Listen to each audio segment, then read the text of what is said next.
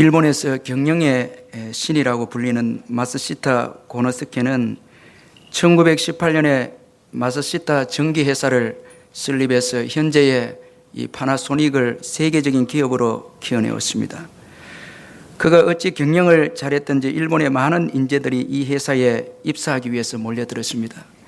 그런데 마지막 면접은 항상 이 고노스케 회장이 직접 보았다고 합니다. 그리고 이것은 그가 은퇴할 때까지 계속되었는데 그는 그의 면접에서 단락을 결정짓는 그 질문이 있었다고 합니다. 이런 내용의 그 질문입니다. 당신이 이 회사에 들어올 정도로 탁월한 재능을 소유하게 된 것이 운이 좋아서라고 생각합니까? 아니면 피나는 노력의 결과라고 생각합니까? 그렇게 이제 질문한다는 것입니다. 상식적으로 우리가 생각해 볼 때에 회사를 들어갈 때는 피나는 우리가 노력을 해서 회사에 들어가고 또 여러 가지 스펙을 쌓아서 우리가 이제 회사에 들어가는 것이 상식적인 우리 생각이라고 할 수 있습니다. 그런데 이 마쓰시타 회장은 엄청나게 노력해서 지금 이 자리에 왔다고 하는 자들은 다 탈락을 시키고 반대로 운이 좋아서 회장님을 만나게 되었다고 말하는 사람들은 전부 다 합격시켰다고 합니다. 이를 이상하게 여긴 기자들이 그에게 이제 질문을 합니다. 회장님, 왜 자신의 노력이 아닌 그저 운이라고 대답한 자들에게 이 취업의 기회를 주십니까? 그렇게 질문을 이렇게 했는데 그는 웃으면서 이렇게 대답했습니다. 그저 운이 좋았다고 말하는 구직자들의 마음속에는 이렇게 성공한 것이 내 힘으로 된 것이 아니라 다른 사람의 도움 덕분이라는 생각, 즉 다른 사람에 대한 감사의 마음이 있습니다. 이런 의식을 가진 사람은 나중에 회사가 문제가 생겼을 때에도 긍정적인 자세로 문제를 극복해 나가기 때문에 회사에 크나큰 도움이 됩니다. 그러나 반대로 열심히 자기 노력으로 이제 회사에 취직했다고 답하는 사람은 항상 정당한 대우를 받지 못한다고 생각해서 섭섭한 마음으로 일을 하게 됩니다. 따라서 장기적으로 회사에 도움이 되지 못합니다. 그렇게 이제 대답을 했다고 합니다.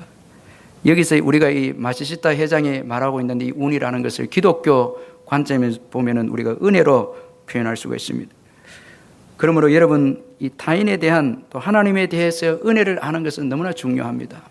우리가 은혜를 많이 깨달으면 깨달을수록 늘 감사가 넘치고 또 교회의 위기나 인생의 위기에 올 때에 긍정적으로 처리해 나갈 수 있고 또 하나님을 더욱더 의지하게 되는 것입니다.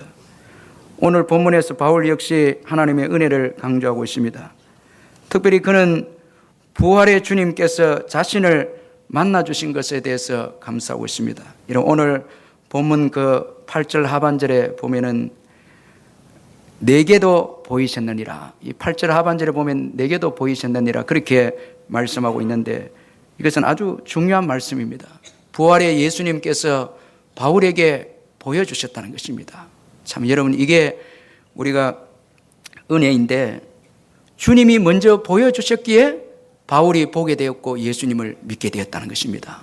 참 보여주지 않았더라면 이 다메섹 도상에서 예수님께서 바울을 찾아오지 않았고 보여주지 않았으면 바울은 부활의 예수님을 만날 수가 없었습니다. 그러므로 여러분 구원의 시작은 우리에게 있지 않습니다. 주님에게 있습니다. 여러분 믿으시길 바랍니다. 우리가 교회에 이렇게 쭉 다녀보면 저도 처음에 그렇게 생각했는데 내가 예수님을 믿으려고 교회 왔다 그렇게 생각했는데 점점 시간이 지나면 지날수록 주님께서 나를 불러주셨고 주님의 사랑이 먼저 있었다는 것을 깨닫게 됩니다. 주님의 은혜가 먼저 있었다는 거예요. 처음에는 내 힘으로 온 것 같은데 시간이 지날수록 자꾸 겪어보면 주님께서 이제 먼저 찾아와서 보여주셔서 주님을 보게 되었고 또 우리의 길을 다 예배해 놓은 것 같아요. 저도 지금까지 살아온 지난날 돌아보면 주님이 다 예배해 놓고 인도하신 것 같아요. 그러니까 은혜인 겁니다. 그래서 여러분 이 바울에게 보여주셨다라는 거예요. 그래서 바울이 보게 된 거예요. 또 믿게 된 것입니다. 또 사도의 직분을 가지게 된 것입니다. 그러니까 은혜가 먼저고 예수님의 사랑이 먼저다는 것입니다. 이걸 우리가 잊어서는 안 된다는 것입니다. 그런데 여러분 부활의 예수님께서 언제 바울을 찾아 만나 주셨는가 하면 바울이 교회를 핍박할 때, 박해할 때에 찾아오셔서 만나 주었다는 것입니다. 참 이것도 큰 이제 은혜인 것입니다. 바울이 의롭게 살고 바울이 열심히 주님을 섬기고 이렇게 했을 때 부활의 주님이 찾아와서 바울을 만나준 게 아니고 교회를 오히려 핍박하고 예수 믿는 사람들을 잡으려고 가는 그 길에서 예수님께서 오셔서 바울을 만나주신 것입니다. 그게 은혜인 것입니다. 그래서 바울의 인생은 하나님의 은혜를 생각하지 않고는 바울의 인생을 생각할 수가 없다는 거예요. 이 하나님의 은혜를 빼고는 그의 인생을 설명할 수가 없습니다. 오늘의 자신이 없습니다. 바울만 그렇게 했습니까? 오늘 저와 여러분도 하나님의 은혜를 빼면 오늘 저와 여러분은 없습니다. 오늘 저와 여러분의 지금 나된 오늘 우리가 없다라는 것입니다. 로마서 5장 8절에 보니까 우리가 아직 죄인 되었을 때 그리스도께서 우리를 위해 죽으심으로 하나님께서 우리에 대한 자기의 사랑을 확정하셨느니라 그렇게 말씀하고 있습니다. 그럼 여러분 구체적으로 하나님의 은혜는 바울로 하여금 어떤 사람으로 만들어 주었습니까? 먼저는 겸손한 사람으로 만들어 주었습니다. 이 하나님의 은혜가 바울로 하여금 겸손한 사람으로 만들어 주었습니다. 여러분 바울이 겸손한 사람이 된 것은 자신의 의지에 의한 것이 아닙니다. 참 우리가 일부러 겸손할 수도 있고 우리의 의지로 또 겸손할 수도 있는데 그러나 바울의 이 겸손은 하나님의 은혜에서 나온 겸손입니다. 자기의 힘에서 나온 겸손이 아닌 것입니다. 하나님의 은혜를 받고 보니까 자신의 부족함을 깨닫게 되었습니다. 그래서 그는 나는 사도 중에 가장 작은 자라 그렇게 고백했습니다. 여러분 겸손한 자에게는 몇 가지 특징이 있습니다. 오늘 이 바울을 통해서 볼 때 하나님의 은혜를 받으면 겸손하게 되는데 그 겸손한 자의 특징이 몇 가지인데 먼저는 진실합니다. 이 겸손한 자의 특징은 진실한데 그래서 바울은 지난날 자신의 잘못을 인정했습니다. 9절에 보면 바울은 나는 하나님의 교회를 박해했다 그렇게 말씀하고 있습니다. 아주 진실합니다. 여러분 자기 자신의 잘못에 대해서 고백하고 있는 바울입니다. 참 인정하고 있습니다. 그는 자신의 잘못을 숨기지 않았습니다. 잘못을 그대로 인정하는 바울입니다. 이게 여러분 겸손한 자의 특징입니다. 그런데 바울에게 놀라운 것은 그 지난날 잘못을 인정하되 그는 그 잘못에 매이지 아니했다는 거예요. 참 이게 또 탁월한 거예요. 참 여러분 바울은 자신의 그 잘못을 인정했지만은 그러나 그 잘못에 자신의 삶이 매이지는 또 않았다는 거예요.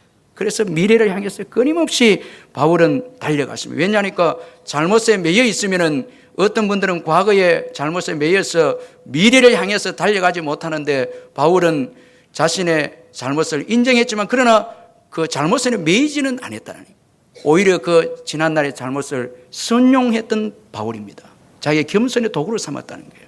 참 이게 아주 바울을 살펴보면 볼수록 탁월한 것입니다. 많은 사람들이 잘못으로 인해서 겸손하지만은 자존감까지 그 잘못 때문에 다 낮아지는 사람들이 있는데 바울은 그 분리한 거예요.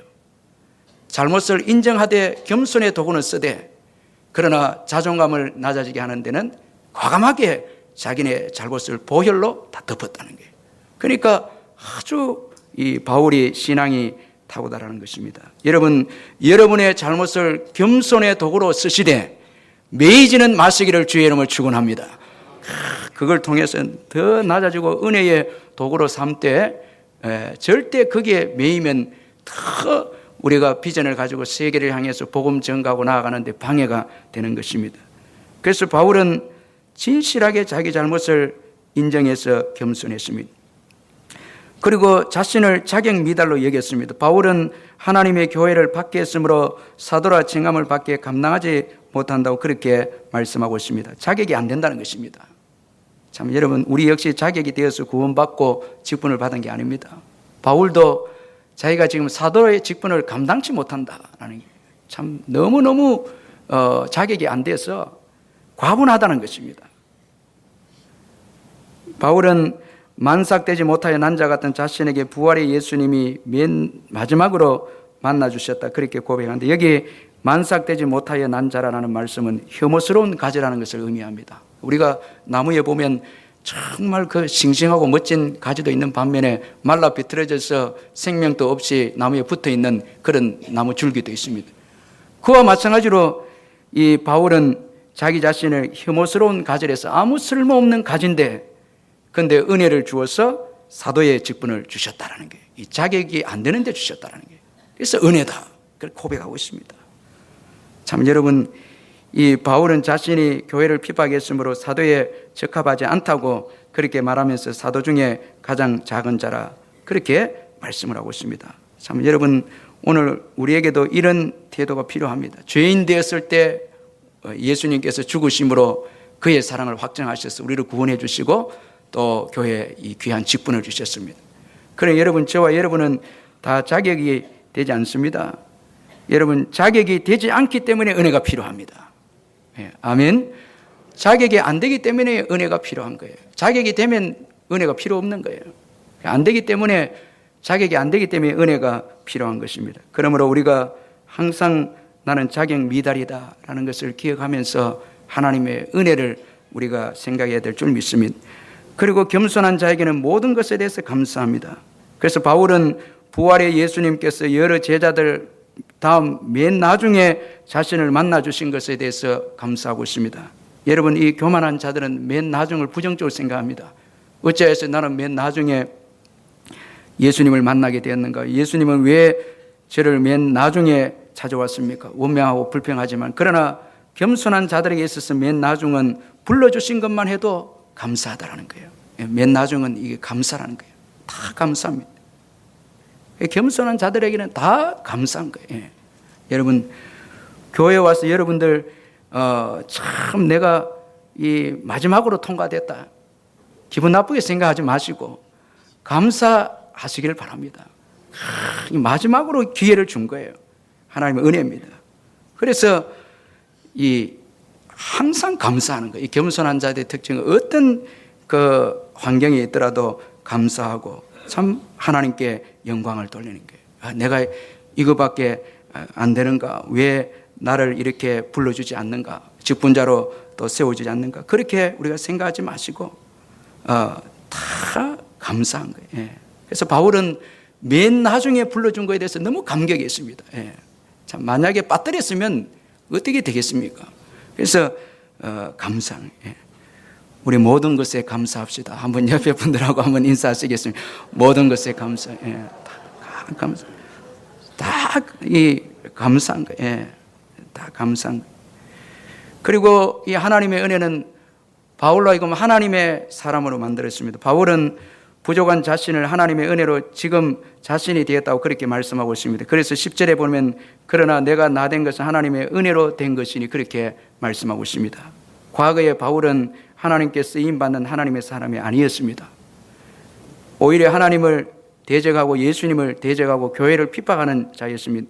그래서 사도행전 9장 4절에 보면 땅에 엎드려져 들으며 소리가 있어 이르시되 사울아 사울아 내가 어찌하여 나를 박해하느냐 하시거늘 그렇게 말씀하고 있습니다. 그런데 이제 하나님의 은혜로 하나님의 자녀가 되었고 사도의 직분을 받게 되었다 그렇게 말씀하고 있습니다. 참 여러분, 이 말씀에서 우리가 한 가지 받는 교훈은 은혜 받으면 최고 먼저 변화되는 게 우리 자신입니다. 오늘 여기 순서를 보면 10절에 보면 바울이 먼저 내가 나 된 것은 자신이 변했죠. 자신이 그 다음에 주님의 일을 많이 하는 사람으로 또 변합니다.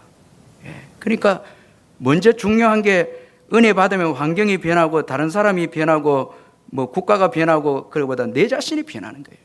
최고 먼저 은혜 받으면 우리 자신이 변화되는 거예요. 이게 은혜인 거예요. 순서가 그렇습니다. 하나님의 은혜는 우리 자신을 변화시킨다라는 게 이게 축복입니다. 내가 안 바뀌면 아무리 환경이 좋아도 여러분 거기는 기쁨이 없고 행복도 감사도 없습니다. 내가 바뀌면 감옥도 감사가 되는 거예요. 참, 내가 축복받는 사람으로 바뀌면은 환경도 어려운 환경도 감옥과 같은 환경에도 감사하는 내 자신이 되는 거예요.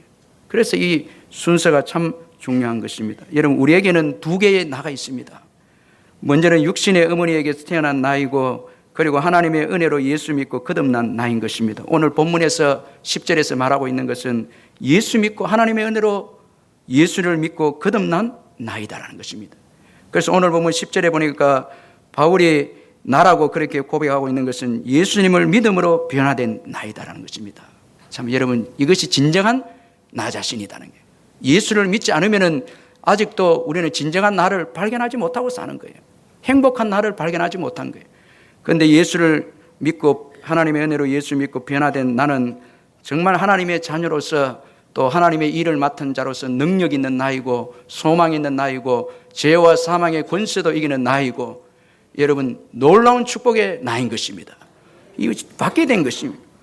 참, 여러분 이런 나를 바라보면 참 너무나 아름답고 귀한 거예요. 참 예수 믿고 거듭난 내 자신. 참 전에는 예수 믿기 전에는 죄 짓고 방탕하게 살고 하나님을 대적하던 그런 나였는데 예수 믿고 이제 하나님의 은혜로 예수 믿고 변화된 나는 여러분 능력의 나이다. 죄와 사망의 권세도 이기고 그 다음에 교회를 섬기고 영광스러운 주님을 예배하는 그런 나이다라는 거예요. 그래서 바울은 내가 나 된 것을 이렇게 말합니다. 이거는 여러분 자기 자신이 진정한 자를 발견했다는 것입니다. 이런 진정한 나를 발견하는 인생이 시대를 변화시키는 것입니다. 세상을 변화시키는 것입니다. 먼저 이런 변화가 없이는 세상을 올바로 볼 수 없는 것입니다. 내가 은혜 받고 변화돼야 세상을 여러분 그 은혜대로 보기 때문에 세상이 변화되는 것입니다. 그러므로 진정한 축복의 인생은 주님의 은혜로 새롭게 된 나를 가진 인생인 것입니다. 육신의 어머니에게서 태어난 나는 하나님을 기쁘시게 할 수도 없고 나 자신에게서도 행복을 가져다주는 나가 아닌 것입니다. 예수를 믿고 하나님의 자녀가 된 내가 될 때 행복과 기쁨과 소망이 넘치는 것입니다. 오늘 여러분 나는 어떤 나입니까?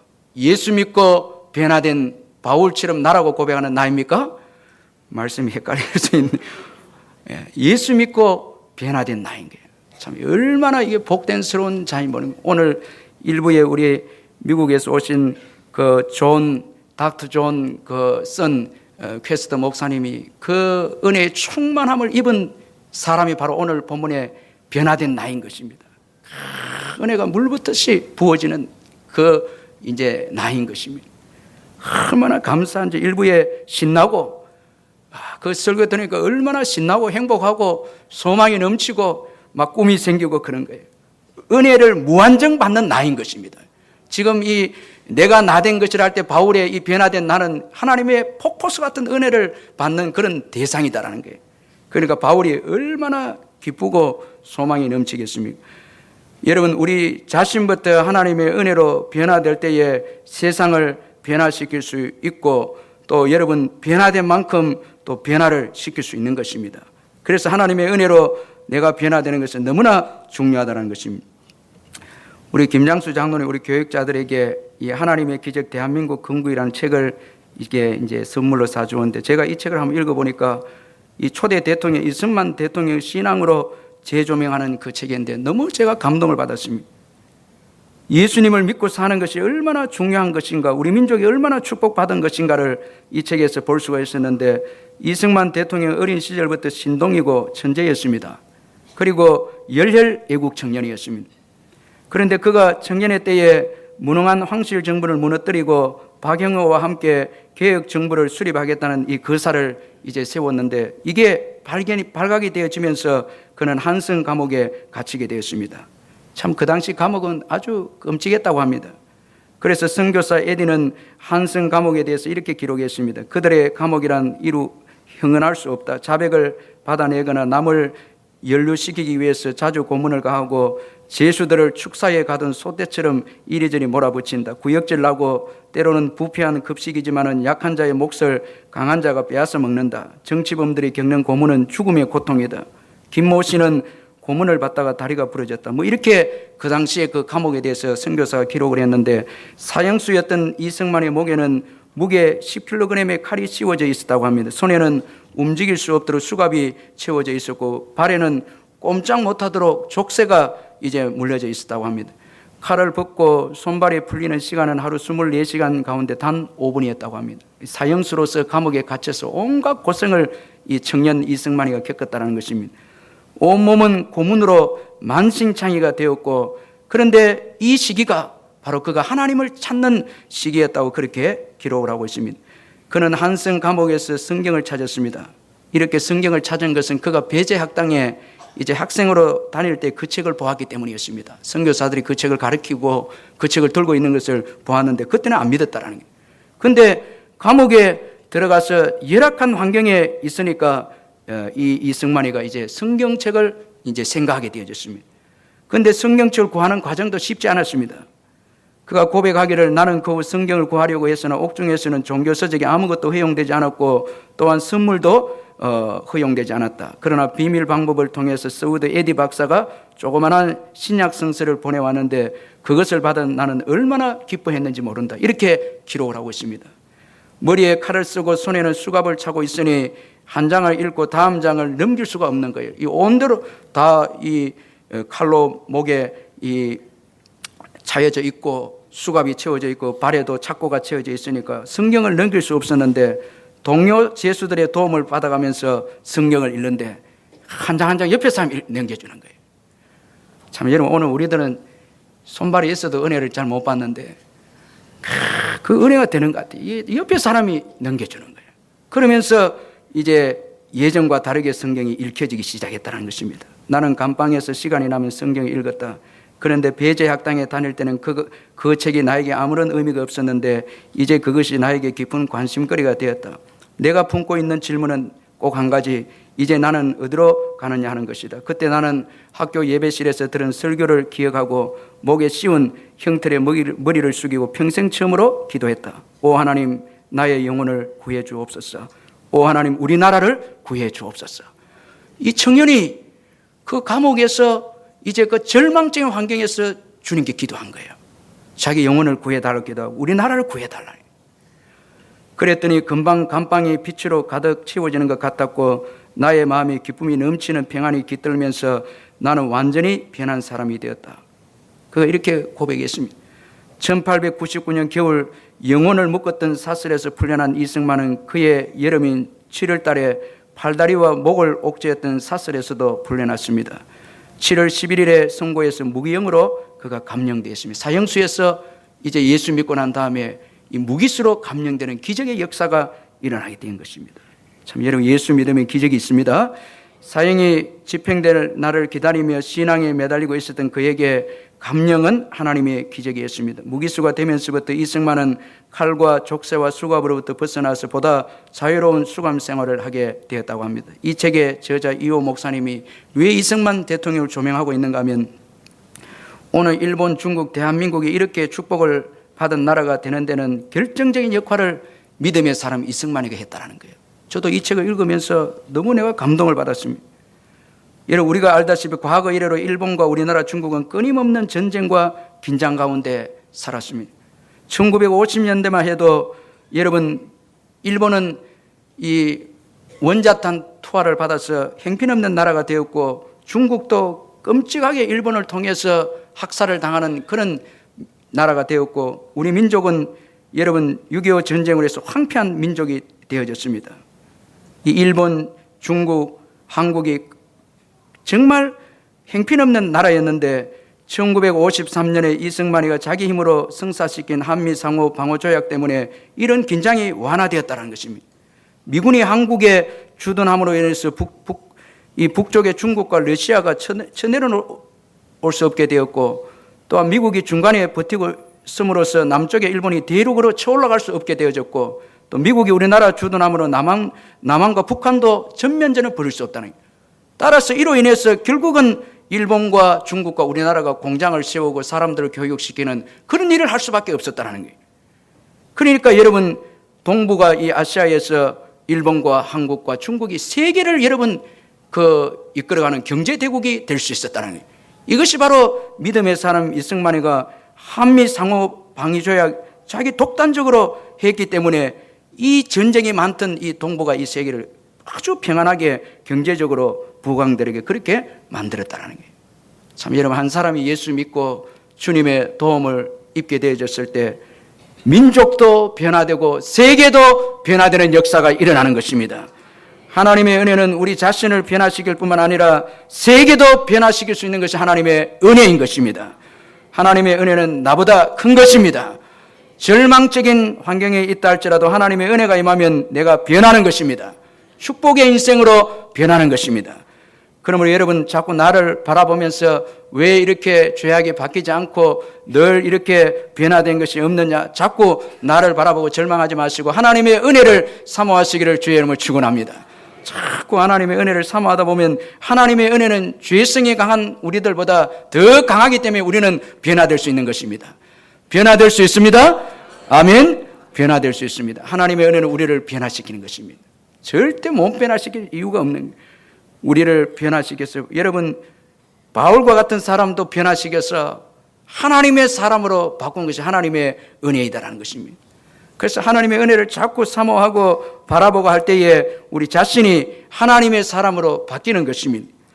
또한 하나님의 은혜는 하나님의 일에 열심을 내는 사람으로 만들어 주었습니다. 사도 바울은 10절에서 자신은 모든 사도보다 더 많이 수고했다고 말씀하고 있습니다. 여기서 수고했다는 이 말씀은 기운이 다 탈진할 때까지 수고했다라는 것을 의미하는 것입니다. 이렇게 그가 노력할 수 있었던 것도 자신과 함께 하셨던 하나님의 은혜 때문이었다고 그렇게 말씀하고 있습니다. 우리가 열심히 주의 일을 하는 것도 주님의 은혜 때문에 가능한 것입니다. 여러분 믿으시길 바랍니다. 하나님의 은혜가 오게 되면 여러분 우리가 열심히 일하게 되는 거예요. 주님을 위해서, 복음을 위해서, 가치 있는 복음을 위해서 열심히 일하는 것입니다. 그런데 여러분 오늘 열심히 쉬고 있다는 것은 환경 때문이 아닙니다. 목사님, 제가 요즘 너무 바빠서 제가 또 환경이 너무 여의치 않아서 열심히 충성하지 못합니다. 내가 몸이 안 좋아서, 내가 또 열악한 환경이기 때문에 열심히 봉사하지 못합니다. 이렇게 환경을 탓할 수 있지만은 그러나 여러분 그것이 진정한 답은 아닌 것입니다. 하나님의 은혜가 없기 때문에 그렇습니다. 은혜가 있으면 감옥에서도 열심을 낼 수 있고 핍받고 환난 가운데서도 열심을 낼 수 있고, 은혜가 있으면 몸이 아파도 열심으로 주를 섬길 수 있고, 은혜가 주어지면 어떤 환경에서도 열심히 섬기고 봉사할 수가 있다는 것입니다. 절대로 환경의 탓을 탓하지 마시길 바랍니다. 하나님의 은혜가 없기 때문에 우리가 환경을 탓하는 것입니다. 하나님의 은혜가 있으면 여러분 열악한 환경인데도 열심으로 봉사하는, 제가 지난 주간에 우리 교회 정진수 집사님과 만나서 교제를 좀 했는데, 이분은 시각장애인이고 우리 울산 이 장애인 총연합회 회장인데, 이분이 제게 이런 간증을 했습니다. 목사님 참 신기합니다 이래 하더라고요. 왜냐 물어보니까, 뭐가 신기합니까 물어보니까, 하나님은 나를 가장 약할 때에 들어서 이 울산 시내 장애인들을 위해서 일하게 하니까 너무 신기합니다는 거예요.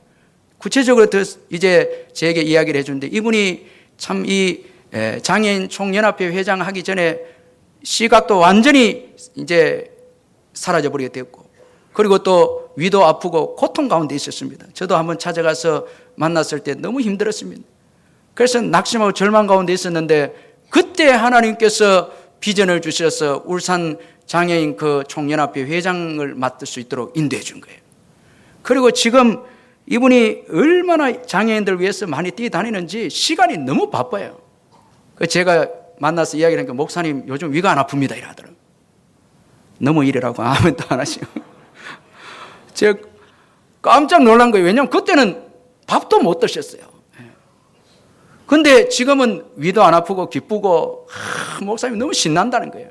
그래서 참 오묘합니다 하면서, 내가 약할 때 하나님께서 나를 가장 강하게 그렇게 일을 맡기고 그리고 일을 시킨다고 그렇게 고백을 했어요. 참 여러분, 우리가 약해도 주님의 은혜가 임하면 큰 일을 하게 될 줄로 믿습니다. 할렐루야. 우리가 연약해도 주님의 은혜가 임하면 큰 일을 할 수 있는 인생이 되는 거예요. 여러분, 그러므로 주님의 은혜를 사모하시기를 주의 이름으로 축원합니다. 자꾸 환경을 탓하지 마시고, 여러분 은혜가 있는 자리에는 어떤 자리에든 참여해서 은혜 받고, 여러분 예배 때마다 은혜 받고, 그렇게 해서 은혜가 주어지면 몸이 열악해도 병이 있어도 열심히 일할 수 있는 자가 되고, 헌신하는 자가 되고, 기쁘고 즐겁게 사는 인생이 되는 것입니다. 은혜가 넘치면은 미워하는 자도 사랑하게 되고, 은혜가 넘치면은 핍박 가운데서도 복음을 전하고, 은혜가 넘치면은 전도하게 되고, 영혼들을 불쌍히 여기고 이끌고 그렇게 하는 거예요. 은혜가 넘치면은 주를 위해서 어떻게 더 헌신할까, 주를 위해서 더 내 몸을 드릴까, 이렇게 하는 거예요. 은혜가 없으면은 안 하는 거예요. 자꾸 환경 탓하는 거예요. 은혜가 없으면은 여러분 예배도 억지로 드리고, 또 예배도 우리가 여러 번 드린다면 신경질 내고 그래 하는 거예요. 근데 은혜가 넘치면 막 참여하고 막 그래 하는 거예요. 우리 찬송가 301장 한번 찬양하고 제가 마무리하도록 할게요. 예, 우리 301장 지금까지 지내온 거 다 은혜입니다. 예, 301장 우리 찬양 한 장 드리시면 좋겠습니다.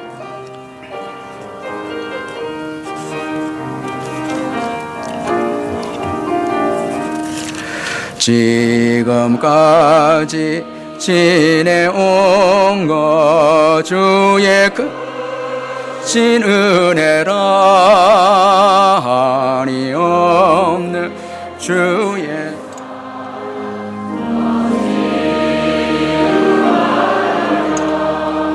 자나깨나 주의 손이 항상 살펴주시고 모두 주 안에서 형통하게 하시네. 몸도 맘도 연약하나 몸도 맘도 연약하 세임마다 살았네. 아멘. 물붓듯이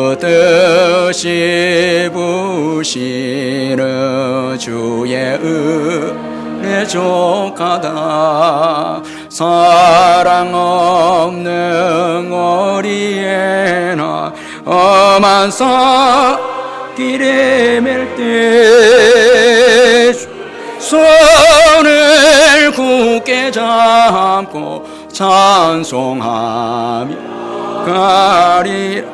여기까지. 여기까지. 구필 화가로 새 인생을 살아가는 이 한미순이라는 사람이 있는데, 그녀는 1955년 충남 부여의 가난한 농촌 마을에서 태어나서 교사가 되는 꿈을 꾸면서 어린 시절을 보냈습니다. 그런데 집이 너무 가난해서 더 이상 공부할 형편이 못 되어서 서울로 무작정 상경해서 낮에는 검정고시를 준비하고 밤에는 전자부품 공장에서 열심히 일하면서 그렇게 살았습니다. 마침내 8개월 만에 고등학교 검정고시를 마치고 그녀는 방송통신대학에 입학을 하게 되어졌습니다. 그리고 좋은 남자를 만나서 결혼하기로 했는데 결혼을 겨우 한두 달 앞두고 교통사고를 당했습니다. 경추가 손상을 입어서 목 아래는 신경이 완전히 마비되는 큰 부상을 당해서 졸지에 손가락 하나도 까딱하지 못하는 신세가 되고 말았습니다. 한없이 불평하고 원망할 수밖에 없는 하늘이 무너지듯한 상황에서 그녀는 주님을 바라봤습니다. 절대 절망의 자리에서 절대 희망이 되시는 주님을 붙잡은 것입니다. 교사가 아닌 구필화가라는 새로운 꿈을 가지게 된 그녀는 이때부터 이제 그림을 그리기 시작했는데 그녀가 이렇게 고백했습니다. 입에 붓을 물고 화선지에 선을 긋는 순간 비로소 살아있음을 느낍니다. 치아가 뻐근하고 입에선 침이 흘러나와서 여간 고된 일이 아니었습니다. 입안이 다 흘고 진물이나 하루에도 수십 분 붓을 뱉어버리고 싶었지만 고통 속에서도 희망을 주신 하나님께 감사하며 다시 붓을 물었습니다. 여러분, 이 입으로만 움직일 수 있어서 붓을 가지고 그림을 그리는 사람이 있다면 우리는 얼마나 감사해야 되겠습니까? 아멘. 참 얼마나 감사합니까? 우리는 너무너무 고맙고 감사하죠. 오늘 우리 세례식 할 때에 온몸을 쓰지 못해서 휠체어에 의존하는 분이 와서 세례를 받는데 얼마나 예배 시간에 울은지 모릅니다. 고통 속에서도 희망을 주신 하나님께 감사하며 다시 붓을 물었습니다. 사실 뜻밖의 찾아온 고난으로 왜 하필 나에게 이런 일이 벌어졌을까 절망하며 수없이 삶을 포기하고 싶었습니다. 그럼에도 불구하고 살아있음에 감사했습니다. 뒤를 돌아보니 피로를 치우시는 하나님의 손길이 언제나 함께 했다는 것을 깨달았습니다. 주님은 함께 하십니다. 이제는 혼자가 있어도 혼자가 아닙니다. 생명을 주신 하나님을 찬양하며 감사와 영광을 돌립니다. 이렇게 고백했습니다. 참 예수 믿고 말할 수 없는 은혜와 사랑을 부어주셔서 그 고난을 이기게 되어졌다고 그 입으로 붓을 잡고 그림을 그리면서 하나님께 영광 돌리는 귀한 하나님의 딸입니다. 이처럼 하나님의 은혜는 능력 있고 강합니다. 모든 것을 이기게 하는 것입니다. 할렐루야.